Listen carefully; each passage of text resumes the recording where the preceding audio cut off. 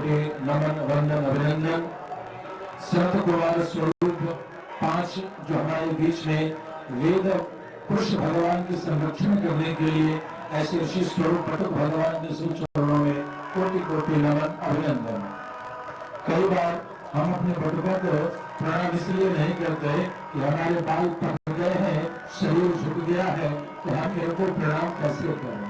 हमें इन्हें नहीं प्रणाम करना है, इनकी अवस्था को नहीं, इनके हाथों में जो वेद पुरुष भगवान है उनको प्रणाम है। जो इनके हृदय में जो कंठ में वेद पुरुष भगवान है वह प्रणम है। सैयद से एक बार इजराइल में जाना हुआ वेद पीठ, और वहां मैंने घटना देखी।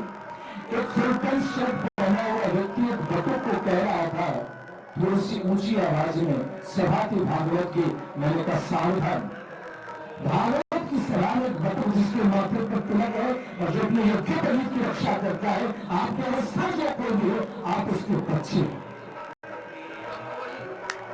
आप उसके बच्चे बेटे बन जाएंगे। ये तो साहस कैसे कर लिया कि 80 साल की उम्र है, तो जो शाश्वत सनातन वेद पुरुष भगवान के उपदेश के संरक्षण करने के लिए जीवन के अधिकतम आधुनिकतम श्रृंगार का परित्याग करता हुआ, परिहास करता हुआ, अपने चरणों के ठोकरे से भौतिकवाद का तिरस्कार करने वाले मुझे 14-15 साल के पत्र हैं। अरे इन्हें 73 बरसी चली है, इन्हें 73 गोलियां चली है, इन्हें 73 फाटी काटा गया है, फिर भी इस तिलक की रक्षा करने के लिए जो आगे बढ़ रहे ध्यान देना, अपनी अवस्था का त्याग कर देना, इनके आगे साष्टांग प्रणाम करेगा, तब होगा विश्व में वेद की गंगा का तिलमंडोष। की अवस्था को देख करके ये बच्चा समझने की भूल मत करना। जो त्याग तुमने नहीं किया, जो साहस तुमने नहीं है, और कायरता से भरे हृदय, अकारणता से भरे हुआ हृदय, जनता की जान में घसीट के चलते कांपता हुआ मन, उस सबसे ऊपर उठाएगा। 14 साल का ये बालक, ये 13 साल का बालक, इसने कहा है कि हजारों साल से इस देश पे गोलियां चली है, इस देश का तिरस्कार हुआ है, इस देश का अपमान हुआ है, लेकिन न है विश्व भैरी धर्म संघ का उत्पादन। विश्व भैरी धर्म संघ कहेगी कि बाजियां चलेंगी, तीर चलेंगी, गोलियां चलेंगी, लेकिन स्वामी विवेकानंद रुके नहीं। तुझे भी रुकना नहीं है, तुझे भी आगे बढ़ते चलना है, करना है, नाम भरी, गुण भरी, रूप भरी, इन सब की व्याख्या करने वाला वेद पुरुष भगवान जब गुंजान होते हैं तो भगवान के 5 जन्म धर्म की वो कल्पना आती है। भगवती चंद्रघंटा के ठंडी की घड़ी उसमें सुनाई देती है। भगवान त्रिशूल जब चलाते हैं, उस त्रिशूल की सरसराहट ये वो धारण कर बैठे हैं जिससे करता है दुनिया का सारा दर्शन।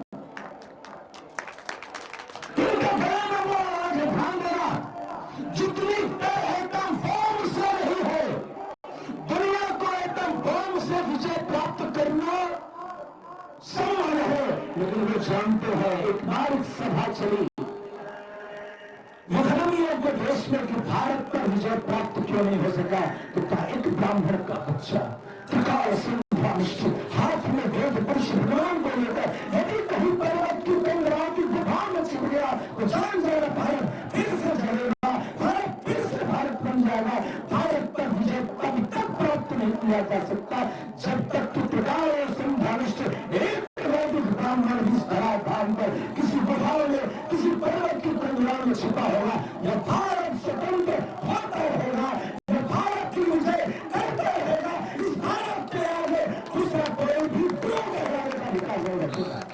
यह है विश्व की परिकल्पना।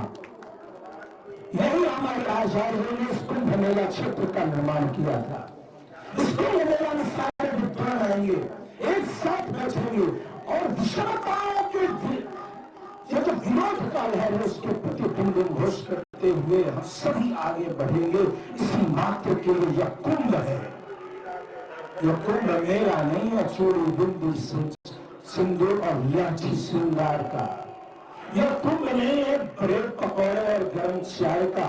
यह कुंभ है विचारों के संगम का, भारतवर्ष का संदेश और इसमें आने वाले जितने अवरोध है विरोध है उन सबके निरोध करने का अथक प्रयास है। ये माघ मेला, और इसीलिए तो बाबा तुलसी लिख दिया माघ मकर गत रंग जब हुई तीरथ गति आ वही सबको आना पड़ेगा। लेकिन बंधुओं, बड़े प्रेम के हृदय से कई बार मेरे मुख से जो आवाज निकलती है तो चंद्रशेखर ठाकुर जी हमारी आज्ञाधीन जी कहते हैं, महाराज जी आप तो बस संदेश दिया कि ये कथा आपके बस की नहीं है। वो कहते हैं कथा आपके बस की नहीं है क्योंकि आप मीठा नहीं बोलते हैं। अरे मीठा किसको बोलोगे? जो घर का बच्चा घर को आग लगा रहे उसे जुलार करोगे क्या? मीठा तो भगवान कृष्ण अर्जुन को नहीं बोला, क्या बोल दिया? क्या कहे कि कृत्य को करते हो? गाली तो घुटाने दोगे, गाली को उठाना पड़ेगा, प्रशंसा को कसना पड़ेगा और सम्मुख विधानियों के सामने तुम्हारा अपना से अपना प्रेमी आचार्य से भी क्यों नहीं है, वह गुरु में सत्सात, पिता में सत्सात, माता में सत्सात, सुजना सत्सात।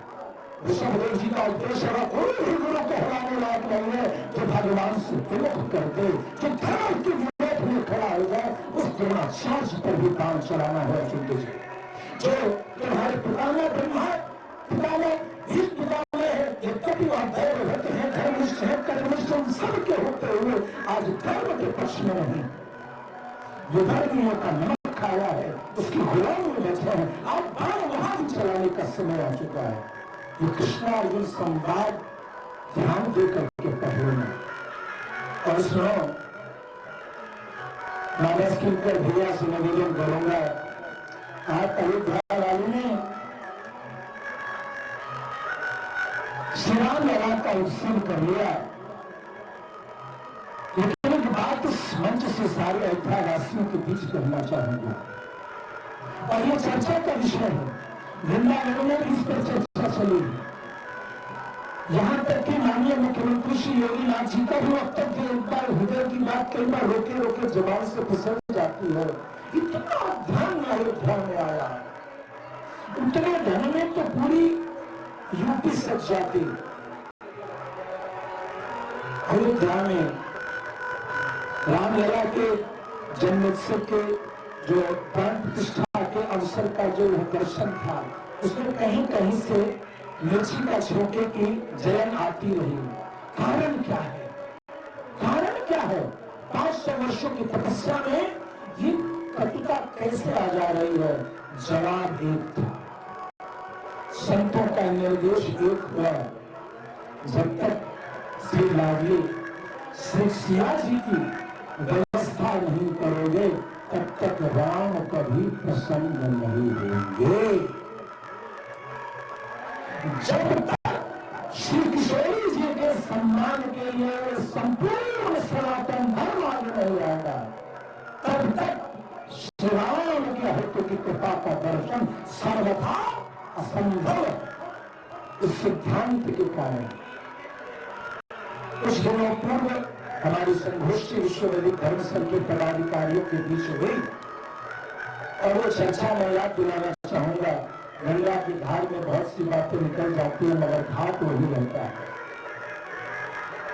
हमारे हर्षवर्धन जी, चंद्रशेखर ठाकुर जी और अजय मिश्रा जी और भी मंत्रणा चलती रही कि जब तक यह भारत सीता जन्मभूमि मिथिला, हमारे बीच में मूर्धन्य विद्वान आचार्य सभी बैठे हैं, लेकिन हृदय की एक पीर कहना चाहूंगा। राम कथा कहने वाले भूल जाते हैं कि वाल्मीकि रामायण में राम की कथा नहीं है, सीता राज चंपा महत विद्वान है। उन्हें धृष्टा हो रही हो तो क्षमा करेंगे, लेकिन मैं नहीं कहता। वाल्मीकि रामायण कहती है राम की कथा कहां है? सीता राज चंपा महत। चूंकि सीता का चरित्र कहने के शब्द नहीं है, अनुभव नहीं है, इसलिए हम सभी पर्दे के नीचे कहते हैं राम कथा सुन लो भैया, राम कथा सुन लो। वो सीता जो एक वर्ष तक असह्य दुष्टों के बीच में रह करके धर्म की रक्षा करती है।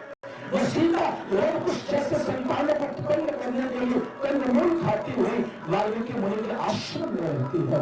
ऐसी सीता की कथा हम सभी नहीं समझ पा रहे।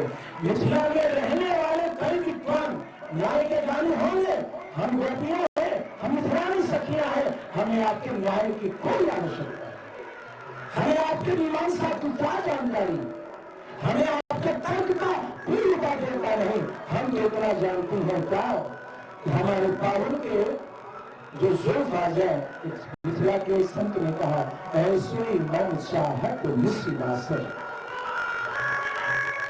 अपने प्रियतम प्राण निहारो, प्रिय तो रहो नित्य युगल माधुरी, छिन छिन प्रिय के अलग समाये।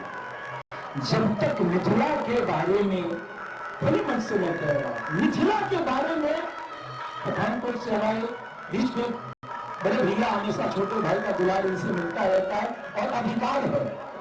बड़े भैया आपसे यही कहना चाहूंगा, मिथिला के विद्वानों के बीच भी मिथिला की अज्ञानता, मिथिला के विद्वान भी मिथिला के बारे में कुछ भी जानने की चेष्टा नहीं कर रहे हैं। मैं मिथिला की एक बात आज सभी विद्वानों के बीच कहना चाहूंगा, घर दही तो बाहर दही।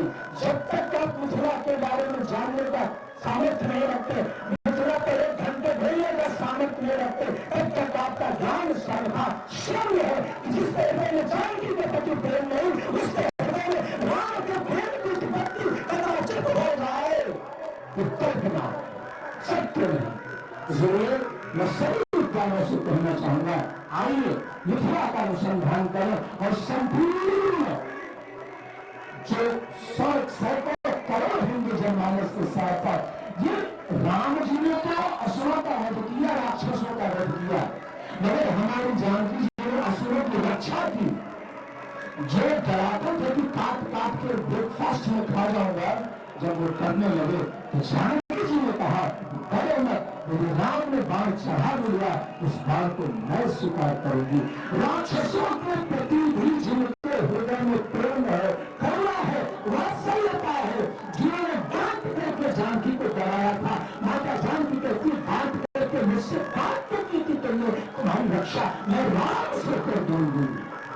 ऐसे जानकी जी के प्रति आइए मैं स्वागत करता हूं सीता जन्मभूमि मिथिला और ये संपूर्ण मिथिला के क्षेत्र में, जहां गांडीव मिला अर्जुन को, गांडीव मिला अर्जुन को, गांडीवेश्वर महादेव जो हरेश्वर स्थान है, जहां कृष्ण पैदल गए। मिथिला कौन सा धाम है? राम तो गए ही है, भगवान कृष्ण समंतक मणि अपहरण की, समंतक मणि हरण की कथा में कृष्ण ने मिथिला बलराम भगवान जी ने जनकपुर में तो लोगों को नई नीति की शिक्षा दी, जहां भगवान पैदल गए। आइए आप सभी हिंदू जनमानस से निवेदन करता हूं, आइए मिथिला का अनुसंधान करिए। क्यों? मिथिला वासिनो जीवा सर्वे रामस्वरूपिणः तेषां दर्शनादेव पापी पापात् प्रमुच्यते। इतना ही कहकर विराम करूंगा।